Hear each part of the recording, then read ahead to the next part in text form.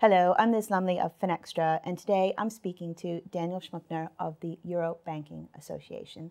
And we're going to have a bit of a talk about the EBA's role both in Europe and globally.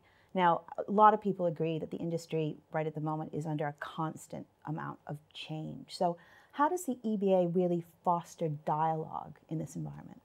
Yes, as a key body on European payments and also selected transaction banking issues, we foster that dialogue firstly within the membership by setting up working groups on special purpose topics of interest to the community at large, by doing research and analysis on these topics, by fostering thought leadership, and then also dialogue at our educational and networking events like EBA Day.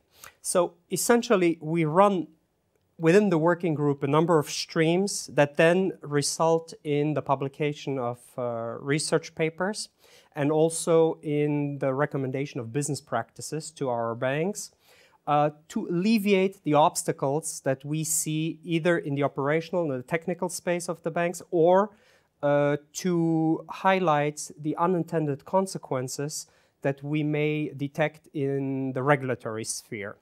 And so that consultation process essentially is done within a closed user group environment within the membership, working group by working group.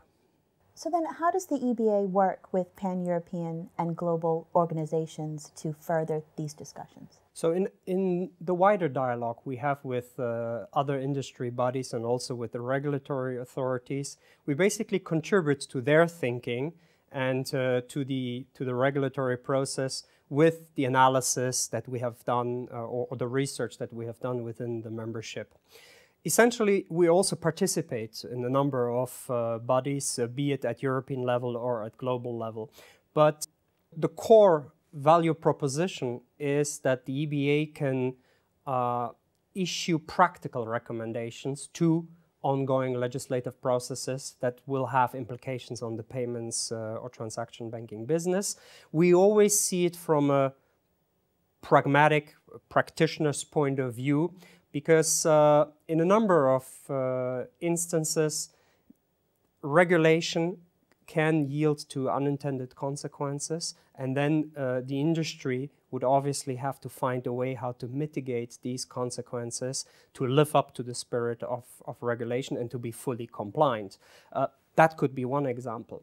Another example at global level is in the area of business practices or standards, where different continents take different approaches to cross-border payments. And we basically contribute our viewpoints, which are country neutral and non-sectorial, that facilitate as well the discussion with banks on the other side of the continent and also in other areas of the world where euro payments or euro-denominated payments are in use. So which significant European and global organizations does the EBA work with to achieve these goals then? Well, at European level, I would say, firstly, we have the Payment Systems Market Expert Group. That's a group led by the Commission that essentially looks at consultations with the supply side and with the demand side for payments on legislative acts that they wish to propose.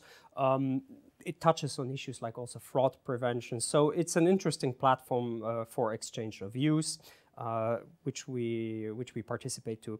Then we have the European multi-stakeholder forum on invoicing, touching more on invoicing issues and trying to promote the broad adoption of invoicing across Europe. Here, of course, we do have an interest in participating in these discussions as we have done a lot of research over the past years and have contributed to the formulation of guidelines in this field.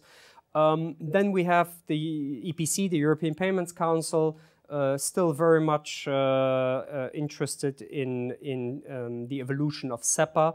And here we are very active in a number of the EPC working groups and also stay, of course, committed in deploying the next phase of SEPA, as we call SEPA 2.0.